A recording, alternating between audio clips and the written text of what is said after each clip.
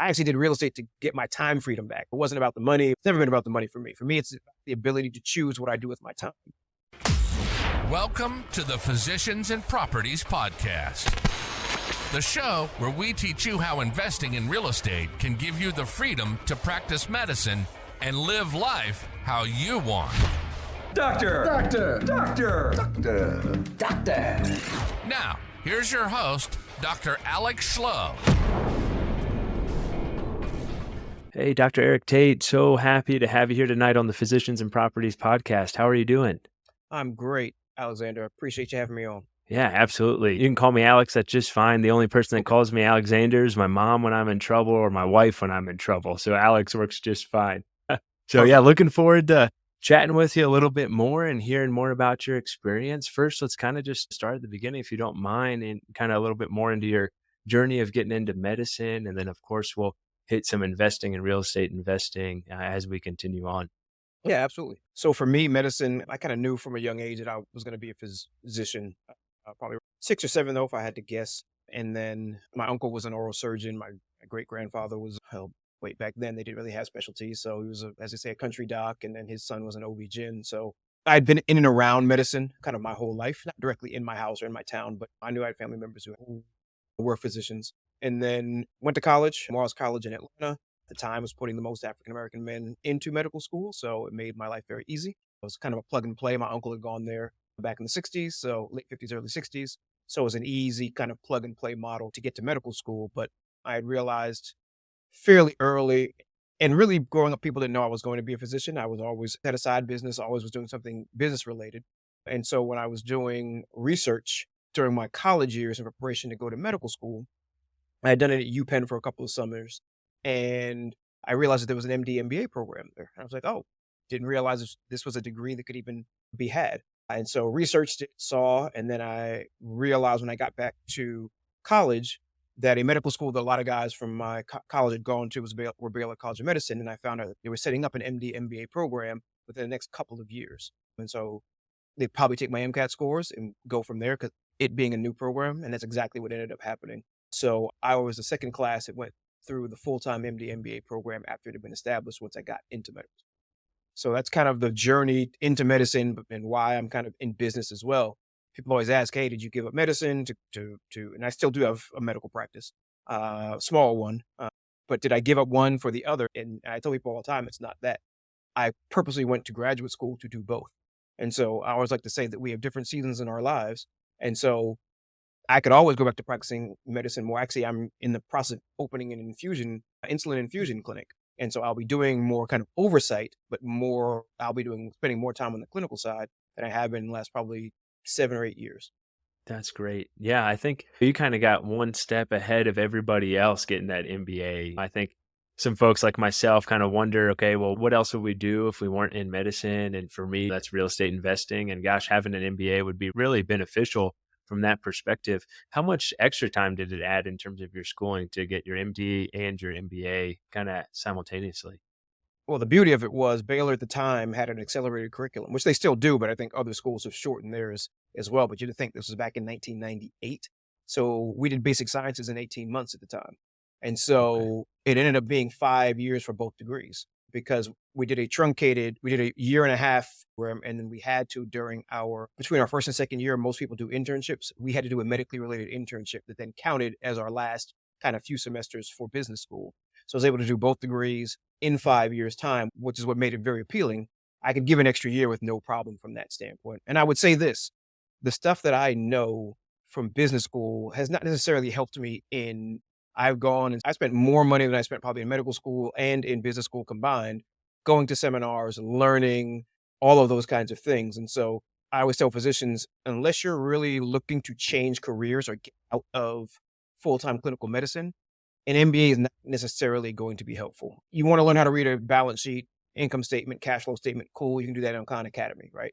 And so if you want to practice but want to do some private investing, you're much better off just investing or getting with mentors, or you pay the most attention when you actually make an investment. But mentoring programs, things of that nature, I think would actually be more useful, unless you have, which you're gonna have to do anyway if you're trying to do like real estate in a heavy way. But if someone is willing to pay for you to go to business school, go ahead and take it, right? From that standpoint. I would not go into debt to get an MBA to then go invest in real estate. I would take the money I would have spent in business school and put that as down payments on properties, in all honesty. Yeah, absolutely. First, invest in yourself and education going forward. And we're so fortunate to live at a time where there's so much free education and free, fantastic resources that are available to learn more about real estate investing or just investing in general. Speaking of that, I think one, investing in yourself to learn more about where you're headed. And then two, like you already mentioned, just getting started is going to teach you so much about investing in real estate. How did you get involved investing in real estate? So my first year of medical school, I rented a condo, wasn't far from school. And then the owner decided he wanted to sell. And I didn't feel like moving. And I was like, hey, would you sell it? And they were like, yeah, okay, cool. And so bought condos. I was probably 22, 23 at the time. And then when I went to residency, I rented it out. I went to residency locally, not far, down in Galveston, about 40 minutes south of Houston, rented it to another Baylor medical student and got my first taste of landlording. And I did that actually before I even did any real training from that standpoint. I read a couple things, and the internet wasn't bigger pockets. Those things weren't around back then. So I read enough things just to kind of get a basic sense of it. Put a warranty on it because I didn't have a full team or anything. Got lucky. Put a home warranty on it, and it covered most of the things, and just pay the bill, and that took care of any major issue while I was in residency. And so I kind of accidental landlord my first property, but I knew I wanted to invest in real estate anyway, so it didn't matter to me. It wasn't like, oh, I bought a place during medical school and now I can't get rid of it. No, it was purposeful, and we still own that property to this day. That's awesome. I'm sure it cash flows quite well now as well for you. I imagine you don't still self-manage that. Is that correct? Actually, well, for my personal stuff and my stuff for my family, interestingly enough, my mother-in-law is in that condo, actually. It's only about 10 Really? minutes from my house. So it's been helpful from that standpoint. And so there are ways that your real estate portfolio can help you in other ways as well. So when she gets to the point when she needs to move in with us, and we'll have a space for her. But while she's independent, this was kind of the perfect thing from her transition from New York from that standpoint. And so, but yeah, I mean, the big thing is the action and the activity and moving forward and doing that. But I do actually still self-manage my single families because I got a couple dozen of them just personally. I bought some when my kids were born just to cover them for college. And it takes me less than 4 hours a month to even think about it or deal with it. So I just don't worry about a management company because I literally was trained in how to do this. So I have every kind of sub that you could think about on speed dial. So it just doesn't bother me from that standpoint. Now, once they're in college and I've decided what I'm going to do with them, either sell them or cash out, refinance them or what have you, then I might get rid of them, right? Because I've transitioned out of kind of onesies, twosies real estate at this point, and we do the much larger projects at this point, just from a hassle factor standpoint. So, but if I had to self-manage, again, people talk about it and talk down about it all the time. But if you're trained on how to do it, it's not that big of a deal necessarily. But once you get above 3 or 4, you need to be self-trained and have some systems in place for it to make sense. Yeah, systems are huge when it comes to self-managing, especially as physicians, because we have a little bit less free time than most folks would have to manage those properties. And I don't want the dreaded call that I feel like everyone is scared about the, hey, I need to come plunge a toilet at 2 a.m. And you just write into Yeah. your leases what emergencies are and what emergencies aren't. The other thing is I Right. don't buy properties with only one bathroom. There you That's a go. $1 million tip that I just gave your audience that they don't even realize. Don't buy properties with one bathroom because they can always use the other bathroom, right? So those are the kind of things that people teach you over time. Yeah, you heard it here. Well, we'll just end the podcast right there. But yeah, that's a great tip there. And correct me if I'm wrong. It sounds like that first condo led to then the stack that we hear about commonly in real estate. That first condo, that first taste of rental income is just what you need to just keep going and keep going and keep buying more deals. Was that the same for you? Yeah, and I knew I was going to do it. I just didn't figure out what the pathway ultimately was going to be, right? I'm not wildly old, but the real estate education industry has exploded in the past 7 years, right? Well, I Mhm. started investing in '03, '04, right? So none of this stuff was really, really out there in that kind of way. But I was lucky in Houston, there's a very big mentoring place that teaches you single family and multifamily. So I was lucky that as soon as I got out of residency, which was '06, '07, the great financial crisis was starting. So property prices were plummeting, but rents were still maintaining because people had to live somewhere. And so I was buying as prices were falling, but incomes and rents were going up. So it was one of the few times in history that you could buy an asset whose price was dropping, but whose value was going up because value is determined by cash flows, right? And so anytime you're in a situation where there's an asset, I don't care if it's a stock, I don't care if it's private investment, a private business, If the price is dropping while the value is increasing, you back up the truck and get as many of them as you can possibly get. And so when I came out, we were just doing those two-step mortgages where you could buy something with a hard money loan and then automatically go into a permanent afterwards. And if it was below the 75% of the after repaired value, you could get money back.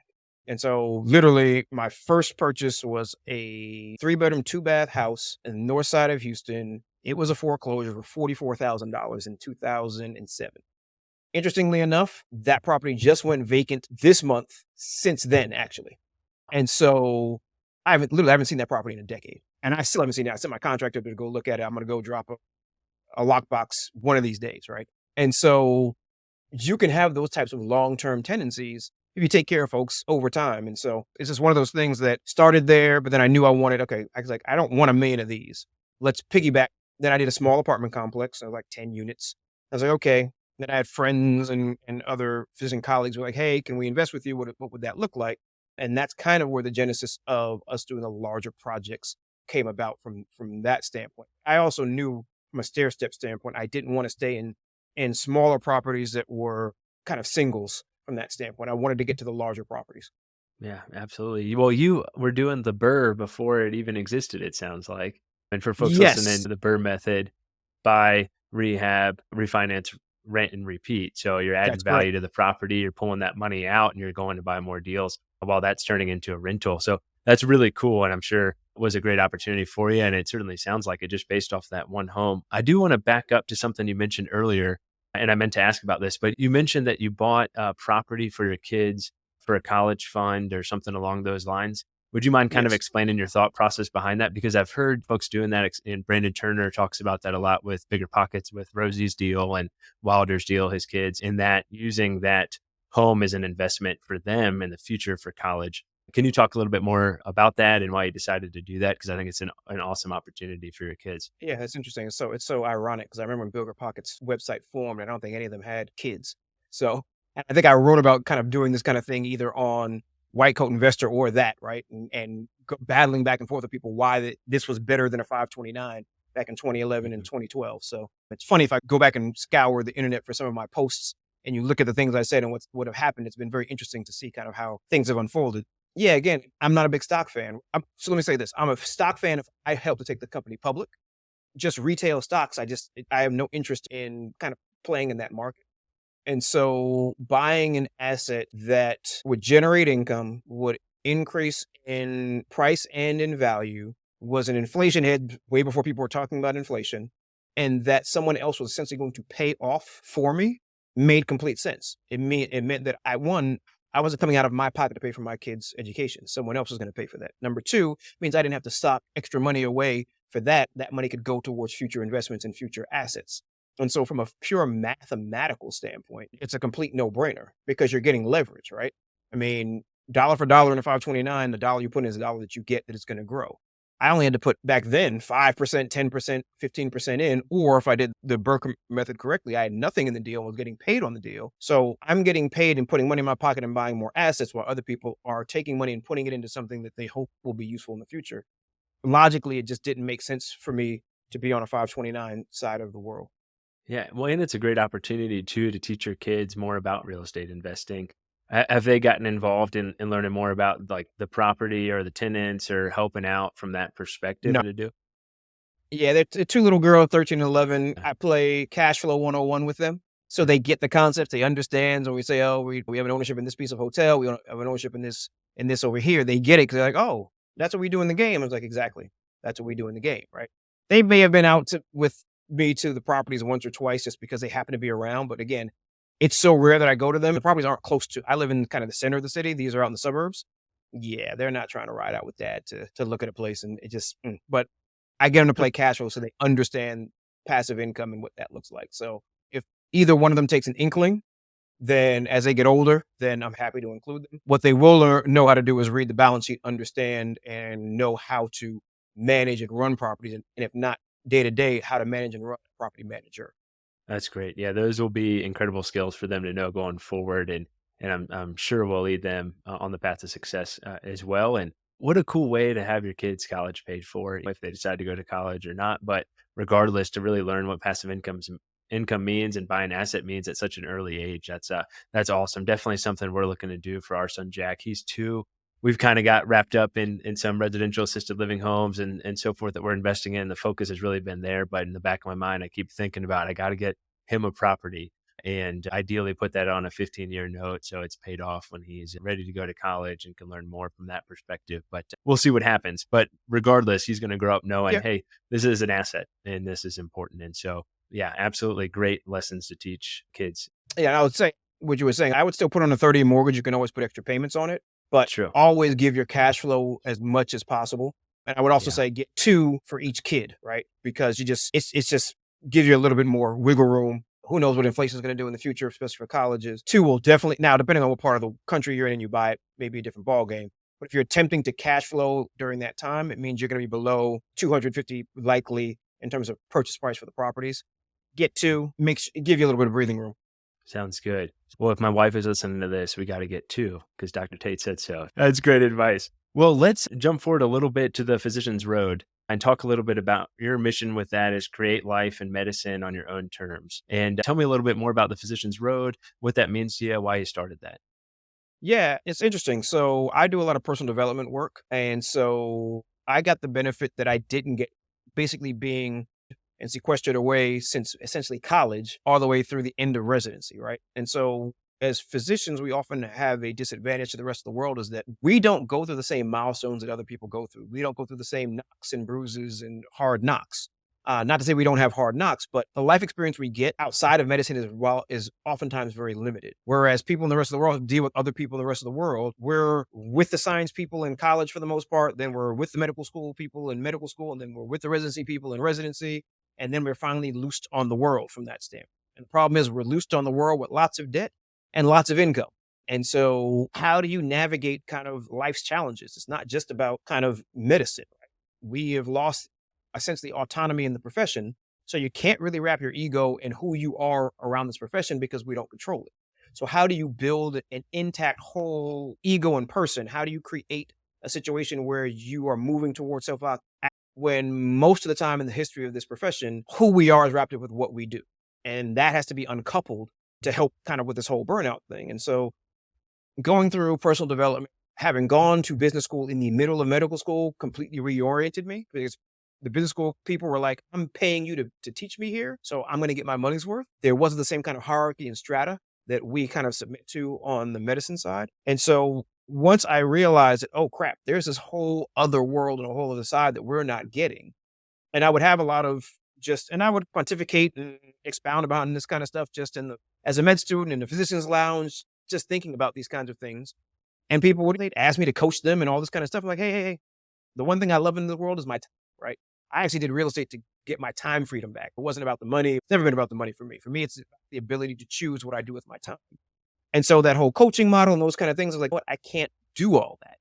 But the profession needs something that they can go into. And I looked at the physician's road as almost a life balance wheel. So if you look at the 5 different kind of areas, and I try to make it evergreen. I haven't really updated a lot recently, but the content I have up there, I tried to make it as evergreen as possible. So whether now or 15 years from now, it's still applicable. If you listen to the podcast that we did, it's still applicable in terms of a lot of things, because what I try to do is create a library that if you don't have access to me to speak to on a regular basis, my thoughts, ideas, and the people that I had around me that I respected at the time, put all of that up there. And you don't need me. You can just go there for yourself and take whatever parts that you need at that particular time. If you're talking about relationships, if you're just talking about imposter syndrome, all these different kinds of things we talk about, or either in the written form or in the podcast form, to just help people kind of figure out what kind of life that they want to live outside of them being a physician. And so it was really my give back to the profession from that standpoint, because I knew I was kind of straddling that fence and moving towards more of the business side. I was like, well, medicine afforded me the ability to be able to do that. So here's my kind of love letter back to the profession. That's great. Yeah, I love the 5 paths that you have. The first is wealth, practice, health, relationships, and professional development. And it's so important for us as we go down the path of being a physician, or the road, the physician's road, because we get a whole lot of education and knowledge in practice for medical or medicine or medical practice. We don't get a whole lot of knowledge or education in wealth, relationships, professional development.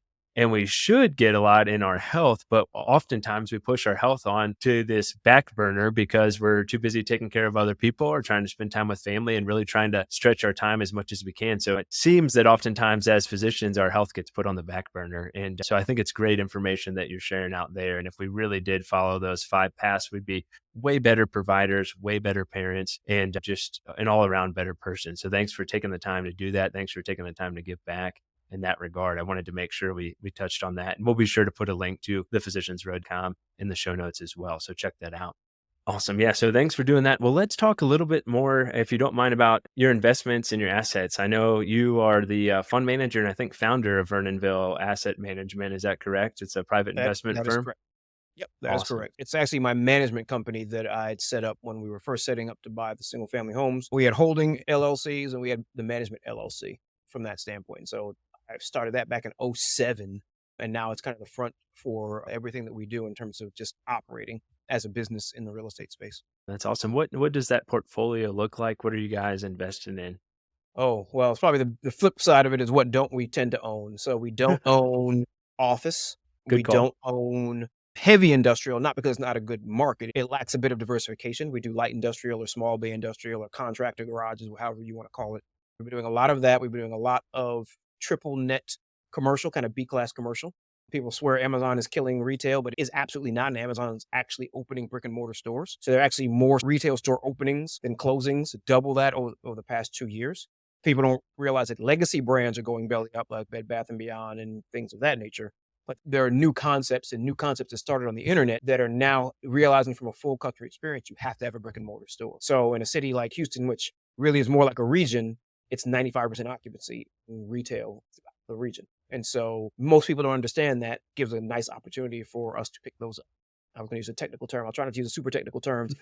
Properties that will cash flow as it is and as it stands that day from day one. It's probably the easiest way for me to say that.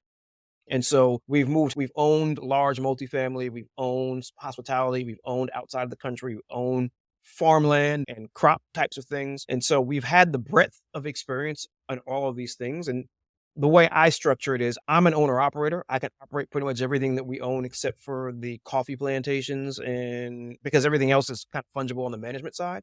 But what I realize is I don't really like doing the day-to-day operations. It bores the heck out of me. I can do it, but I don't like it. And so I'd much rather give up some equity and bring in operating partners. And so that's what we do. So I don't have to have the super, super deep expertise in any one area because I partner with operators who have experience in that area. And then I, sit on the GP with them and go from there. And so that's how we've been able to do this kind of breadth of asset classes because personally, because I don't invest in the stock market, my money are in these deals. And so this is how I invest my own personal capital from that standpoint. And so I wanted to be in a diversified portfolio of different types of asset classes because you just don't know what's going to happen. Just like there's sector rotation in the stock market, there can be sector rotation in certain types of asset classes, as we have seen. So with that, I didn't want to just pigeonhole and say, hey, we're just going to do multifamily all day long. Cool. But when the returns on multifamily are below the dividend yield on AT&T stock, it doesn't then make sense. Or even below the yield of a treasury bill now, it doesn't make sense. You're locked yourself in. And what I tell people is we are investors first, asset class second. What we're trying to do is grow our money in the safest way possible for the highest amount of return from a risk reward kind of ratio. And some things are riskier than others, and you just have to decide how you're going to balance those out in your portfolio. But first and foremost, we're investors. And so just to say, oh, I'm a multifamily guy, basically cuts you off from the rest of the world when the best performing asset classes ended up being light industrial and industrial. So ultimately, I'm not saying hop from asset class to asset class to asset class, especially if you're going to be doing it yourself. But if you're getting in syndications or private kind of investment projects, don't be afraid to look at multiple asset classes to create a more well-rounded portfolio. Yeah, I think that's just great information. I think oftentimes we, as investors, almost find our identity in like, yeah, I'm the multifamily guy, or I'm the mobile home park guy, or I'm the assisted living guy. And we get so fixated on that. And I think you said a few things that really stood out to me when you were describing that. One, it almost sounds like you're kind of the primary care doc. You have your jack of all trades, master of none. You have this wide breadth of knowledge amongst all these different asset classes. But you realize, hey, I need to go out and reach out to that specialist in coffee plantations or in hospitality or light industrial assets. and bring that right person there to really help you grow that asset class and that niche. It's like Jim Collins' book, Get the Right People on the Bus for you and for your business. And I'm sure you can relate that with the right people on your team, you've grown so much faster than if it's just yourself who is Oh, trying yeah. to grow Vernonville Asset Management. And that breadth of assets that you guys invest in is just so much greater than what it would have ever been if it was just a one-man shop. Can you talk a little bit more about what you look like or what you look for in a partner and what you kind of look for in terms of investing in a specific asset class? Yeah, I'll tell you, and I've had good and bad partners. I've done business with crooks by accident. I mean, it's big boy and big girl world out in the out here. As an old mentor of mine used to say, you have to kiss a lot of frogs to find the right one. Oftentimes I'm looking for warm introductions, people that I know that can vouch for them. And again, that's not 100%. I've had partners who were great up until the deal that we did, and then they went bad, right? And so, from that standpoint, there's no foolproof method. But first and foremost, warm introduction, somebody you trust introduce you in. Secondly, track record. Ultimately, the beauty of a lot of these deals are, I tell people all the time, we could get hit by a bus at the GP level. The deal stands on its own. Our talent is either negotiating the right price and then putting the right leasing team and other kind of team around it. So it's kind of a synergistic kind of thing. But ultimately, once the deal is done, the deal essentially runs without us, right? I always make the joke that we want to manage to mediocrity, worst case scenario, meaning that we're buying it at such a level that if all we do is hit market averages, we will make money, which means we need to buy it below market average in terms of price, or below market average in terms of occupancy, or below market average in terms of rents, right? So you want to always have that margin of safety that, of course, we're striving for operational excellence. What you don't want to do is have to overperform the market to actually make money. And so in looking at a partner and an operating partner, look at their pro formas. Are they sandbagging it? And you can tell, like, oh, wait, but market's right here and you only have us going to market 3 years from now. Or are they at 3-year future rents today in today's pro forma? Like, oh, we're going to start with that, right? Which then is hiding the fact that you have to have literally perfect execution just to make any amount of money, which then means you're buying the property at too high to skim every dollar, who are trying to bring in as money as they can so they buff it up to make it look good. I want people who are going to undersell and overperform. Give me the worst case scenario, give me the downside scenario of the situation, show me what that number looks like, and that's the number we're going to go to market with as kind of our low end projections as kind of our projections or middle of the road projections for the particular project.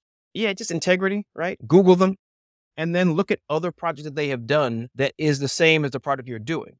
You can have expertise in one area, doesn't mean you're going to have it in another. And that's okay, right? Ultimately, smart people, dedicated people will figure an asset class out. You just want to know where you are in the arc. Are you the training wheels or are you riding in style at that particular point in time? And if you're the training wheels, that way you can let investors know, hey guys, this is our first time in this. We're going to have some bumps and bruises. We understand that, but we think that this makes sense to be here. This is our margin of safety. And we really want to be in this type of asset class, right? And so that way you are preparing yourself, you're preparing your investors in terms of where we are in the competency arc of this particular asset class that you're in. And so I don't want people who like to oversell from that standpoint. So that's kind of from a partnership standpoint. But even with all of that, partnerships suck. Always go in with the understanding of that. Partnerships suck. They're going to do stuff in ways that you don't like. They're going to my investors right now are throwing daggers at me because we still don't have K1s out. I tell them, like, hey, you're going to have to file an extension. I can't control these CPAs. But I have some investors that are like, can you get it to me? And so you've got to figure out kind of who you can flow with because you're going to get pissed off with them about something. So you've got to figure out what's the thing about them that's going to piss you off and can you live with that? Yeah, partnership is a marriage. So it's Yes. definitely something to keep in mind. I think a lot of that advice can also be taken when you're analyzing a deal or looking at a potential investment opportunity as well. And I think one thing you hit on that's super important is asking about their failures. A lot of operators now, a lot of GPs now are offering these deals that sound amazing on paper. They've never experienced a failure. They've never experienced a hardship in an investment because frankly, real estate's been great to invest in for quite some time now. Of course, we have the COVID speed bump, and now we're kind of seeing a little bit more with a lot of bridge debt coming due with commercial multifamily properties and so forth. So we're seeing some folks who are standing in the water with their pants down and that water's going out, that tide's going out. But I think it's really important to know, hey, how would you handle a failure? How would you handle a mistake? And get that information from a potential investment that you're going to invest in. And I would say, interesting thing about this market is It's not operational incompetence. That's historically what shoots deals down. The problem is the Fed just said, I'm going to keep rates zero for 20 years, and now I'm going to jack them up to this in less than a year. The Fed broke this market on both sides. Right. It distorted capital on one side and made deals better looking than they should have been. And then it's basically broke. I mean, it's essentially destroying lots of regional banks right now. Not because the banks necessarily had super bad risk management. They were just in a mismatch, and people were like, hey, I need my money back, right? And so that's not an operational, and I want investors, because we're in a funny time right now, because there are good deals that are going to go bad just because the Fed jacked up interest rates, not because it wasn't operationally done well, right? And no one can have a crystal ball on an unelected body of individuals that have no market signals to tell them one way or the other. They are essentially making the market. So I want to be mindful of people thinking that they got into bad deals because it couldn't be refinanced out well. Yeah. You could have run your pro forma super, you could have got your occupancy where it needs to be, you could have gotten your rents where they need to be and where you expect it to be. You needed 4% money for that as opposed to 8% money for that. Yeah. And it doesn't mean that they're not great operators. What they have to do is they have to lower their basis. Those are people that, let's say you lost some money with them in that deal because of the interest rates, go back with them again, because what they buy the next asset, it will be at a lower price point and they can run it well. So make a huge difference between financial engineering and operational excellence, because you're going to have excellent operators who are going to look like the tide went out on them. And it really didn't. The Fed just said, screw you guys, we've got to bring inflation out. And a lot of that is in the construction trades and things of that nature. Yeah, the Fed, they certainly acted as the moon, pulling the tide, certainly. And I think how rapid these interest rates and just how quickly these interest rates went up was, like you said, it was nothing that anybody expected. And thank you for making that distinction. Certainly, a lot of good operators are going to be hurt. The reputation is going to be hurt by decisions that the Fed decided to make. Let's pivot a little bit. Right now, what is your favorite asset class to invest in, or your company to invest in at this moment? So the big things we are looking at right now is B class triple net retail, because again, our vacancy rate is 5%. We're in what I like to call a Goldilocks period right now, meaning interest rates are higher. They're not ridiculously high, but they're higher. And just now sellers are starting to realize that 2021 prices are not coming back. And so you're seeing properties begin to shake loose, because let's face it, they still have lots of equity in those properties. And they're ready to get new tax breaks with new properties, and they just want to get it off their books, or our refinance is coming and they're like, hey, I don't want to refinance in this particular market. And so triple net retail, B class ideally, grocer anchored even better. We love the contractor garages or the light industrial that I was saying earlier. Same thing, 96, 97% occupant, because it's for small businesses. Love those types of deals. And then those are the two major ones we're looking at. And then we're doing some development work, some small infill multifamily, because there's a housing shortage in every major city. And so doing kind of infill build to rent projects, we're liking those right now. That's great. Well, those all sound like great opportunities. I'd be remiss if I didn't ask about the coffee farm. There's probably 3 things I love the most in life. Well, maybe 4: Jesus, my family, medicine, real estate, and 5 would be coffee. So I guess 5 things. So I got to ask about coffee.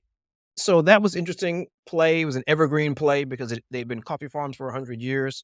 I had friends who I'd met through another deal that we were doing who had done this type of model in Colombia, but Colombia has kind of co-opted as a much more regulated environment, but he happened to live in Panama. And so he's like, well, I'm going to do the same model in Panama that I was doing over there. So we're like, okay, I felt comfortable. They knew the market. And then it's just, again, operational efficiencies. So historically, Panama's on the same chain as Colombia and Costa Rica. So it's all the same beans, just a matter of where you're growing them. Are you growing them in altitude? Are you growing them in shade? Are you fertilizing them? Are you doing those kinds of things? And these small family farms, or fincas as they're called, they just were multi-generational. The kids moved to the big city. Panama said they didn't want to farm. And so what you ended up with just kind of commercial grade coffee that was coming out. And so we're like, no, we're going to do specialty coffee. And all specialty coffee is a little bit more time and attention. And when you choose to pick the beans, when each of them are right, the tree, young, old, doesn't matter, all at one time. This handpicked, and then you pick them by different lots based upon when they actually, same thing like you, for me, there are certain things that I like to have and would like to have in the portfolio. So wine, coffee, things that have been imbibed by human beings long before governments ever existed. I would pay all the money I have in my pocket for a cup of coffee if that was the last one that existed on earth. So that's really cool. From a business perspective, what does it look like to own a coffee farm or invest in a coffee farm? What do returns look like if you're able to share that information with us? Yeah, and so it's one of those things that it's a weather-driven crop. Like, so you got to be mindful that you're gonna have ups and downs. There's one harvest a year, and so when we first started, we had young trees, old trees. We're getting kind of things together. I want to say that first year and a half, it was like 7 or 8%. The next year, I think roughly they're around the same, and then COVID hit. And so, and the way the Panama market works is people came in and bid on the coffee at auction. It was not distributed around the world because they're not a big market. They make up like less than 3% of the world's coffee. And so that shut us down for multiple years. So we had crops and no place to sell them. So then they had to figure out supply lines because most of that coffee goes to Japan and to Europe. So finding supply lines out there, all of that is just being set up now. So we've got a bunch in stock. Haven't had distributions for 2 or 3 years, but it's one of those things that, like I said, it's a 20-year, if you look at the pro forma, it's a 20-year pro forma. Wow. And so over time, we expect it, when it's all compounded over 20 years, we expect to be somewhere between 12 and 15% a year kind of return when it's all said and done over time. But it's just a patient project. And then also, we did it in very small investment lots for people. So it was under 25 grand. So it wasn't like you're writing $100,000 checks on it. Those riskier kinds of things, we try to drop the price point so people get a taste. But if it goes bad, it's like all money counts. Don't get me wrong. But it's got to be such a major part of your portfolio that you're like, oh my God, 20 years from now, I'm going to miss 20 grand. That's the kind of way we look at it. And so the riskier things, we'll try to drop the price point down just from a risk mitigation and an asset allocation standpoint. That's really cool. Thanks for sharing that. Makes a whole lot of sense. I was listening to a podcast. I can't remember who it was or honestly what coffee brand that they have, but they were talking about using a lot of the waste products from coffee and from getting the coffee beans and then ultimately turning that into vodka, if I remember correctly. It was interesting stuff. And just when I thought coffee couldn't get any better, you then turn the waste products into alcohol. So, I mean, just what an incredible, versatile plant. But that's really cool. Yeah, absolutely. And how cool would it be to like go to a party and be like, hey, I own a coffee farm. So that's a really interesting asset that you have there. What's your favorite deal that you've ever done, if you don't mind me asking? Ooh, ever done? It's a good question. We're probably in the middle of it right now, and it sped out from the best real estate deal we've ever done. Let me scale this a little bit. So my favorite real estate deal I ever did was the 100-unit multifamily that damn near killed me. We ended up making money off the deal, not as much as we expected, learned a ton. But what it did is it forced my back to the wall in a way and made me dig in a way that I had never done before. And so that's actually my favorite deal, not because of the returns, but because of who it made me become in the process on this journey, just in terms of thinking through kind of risk and future risk. Favorite return for me, for my investors, is we had a 238,000 square foot light industrial project that we bought. It was the first big one that we did with one of my groups of partners. And we just knocked it out of the park. We just knocked the thing out of the park. Sold it in a little under 3 years. Investors made about 43% on their money per year on that. Wow. It was a complete grand slam. It was absolutely a complete grand slam. Most of them rolled the money then. We couldn't 1031 it because of the way it was structured. Most rolled their money over into a 3-property portfolio. We then ended 1031 exchanging one of the properties and bought 3 more. So we went from 3 to 6 within a year because we hit the pro forma. Somebody wanted it, cool, money came in, then we bought 3 more. And so now we're sitting with 6 properties. Our basis of the original 3. Investors didn't have to put any more money in the deal. But I think when that's all said and done and sold, it might be that 43% return kind of deal. I want to be clear. Those are outlier deals. We're usually going to be between 15 and 20%. Those are outlier deals. But what it showed was a lot of ingenuity and putting deals, moving pieces on the chessboard to say, we can go from 3 to 6 with no additional equity. We'll just internally roll this money. It was within our 3-year window, so we didn't have to go back to investors and say, hey, we want to do it. We're like, hey, go, let's do it. And so that we're in the middle of that deal, but the creativity it took that deal together, that's my favorite deal, right? Wow, it should be. That really is a grand slam. I think it's cool to hear about kind of your personal returns and educational returns you learned with that multifamily property. And then, of course, the financial investment returns with this property that you're describing. That's really cool to hear. Next time you're about to swing for one of those grand slams, let me know. But I think the key thing, though, you mentioned too, though, is you can't hit a grand slam if you never pick up the bat. And so just getting started is just so important. And that's what I tell folks all the time, educate yourself and get started. Well, really appreciate that. I want to be mindful of your time. Had one other question for you, if you don't mind. What advice would you give a new intern, a new resident just getting started, wanting to know more about investing in real estate or investments in general? I'm always talking to med students and residents. I always tell them you are there to become the best clinician you can become. On your off time, go ahead and read. And I tell you, read the Rich Dad series, learn as much as you can about things you think you want to do, but don't spend your time becoming the best clinician you can become. We don't make widgets on the medicine side of the world. And so you got one chance to learn all this stuff under tutelage, like good tutelage. So take your time and don't divide your attention from that standpoint. The other thing I would say is just keep your finances in order. Pay attention to your finances and try to maintain your hobbies, whatever those might be.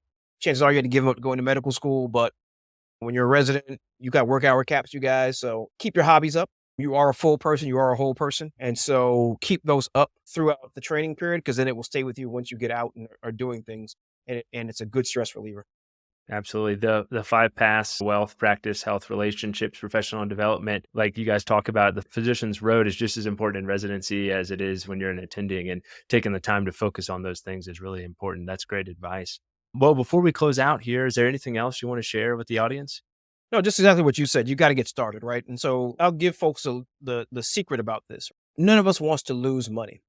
But the difference between what we're doing in the private world and what you do in the stock market is, if you sell a stock that has lost money, you can take $3,500. And again, I'm not an accountant, so go check and see check the numbers. But you can only take roughly $3,500 a year of that loss against gains.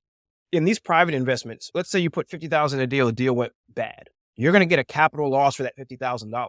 As long as you continue to invest in these private kinds of projects, when you have a $50,000 gain, it is going to be eaten up by that loss. And so the only thing you lose in this game, as long as you keep playing it, is opportunity cost of the money. But you don't actually ever lose the money, because you're going to gain it when you have a gain on another asset.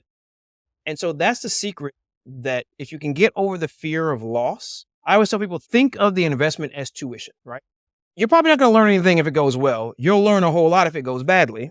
And just remember, you weren't able to write off your student loans. You can write this one off. The government's going to pay you back. It's going to let you keep your money in the future because you invested in something in the past. And that's the secret why the wealthy invest in private deals. They're not really in the stock market in that kind of way. They're really in private deals because worst case scenario, you get the capital loss, you just take the capital gain on another project. So as long as you stay in the game, you'll make your money back. Absolutely. That is incredible advice. I could probably talk to you for another hour, but want to be respectful of your time. How can folks reach out to you if they want to know more about what you're doing, or just reach out to you in general, or get on your investors list? Yeah, so we do a newsletter. It goes out 2 or 3 times a month. Just go to Vernonville.com, VERNONVILLE.com. You can sign up for the newsletter there. I promise you won't get spammed. When you sign up, you'll get a nice little welcome series of emails that kind of orient you, just some educational things from that standpoint. When we do have projects, we do send that out to our whole list, and it ends up being kind of a first come, first serve basis. Unless you were on the waiting list for a previous project, then we put you in the front of the line for the next project. That's how we try to keep it fair amongst our investors. You can email me directly, Eric@Vernonville.com. And yeah, I'm easily Googleable as well. So I'm around. I'm a practicing physician in Houston, Texas. Perfect. That sounds awesome. We'll include some of those links in the show notes. And with that, it's been Dr. Eric Tait and Dr. Alex Schlow with another episode of the Physicians and Properties podcast, signing off. Thank you. Hey, real quick, if you're still listening to this, I'm assuming you got value from it. So I need your help specifically. My 2-year vision with this podcast is to help 100,000 physicians learn how investing in real estate can give you the freedom to practice medicine and live life how you want. There are 2 main ways that a podcast grows. One is through ratings and reviews, and the other is word of mouth. If you can please leave me a 5-star rating and review on Apple Podcasts and Spotify, as well as send this to 1 to 2 friends that you think would get value from it, we can reach the physicians that we want to reach. Thanks in advance, and talk to you on the next episode. Please note that the information shared on this podcast is for informational purposes only. It should not be considered financial or medical advice. The views expressed on this podcast are those of the host and the guest, and do not necessarily reflect the views of the Department of Defense or the United States Air Force.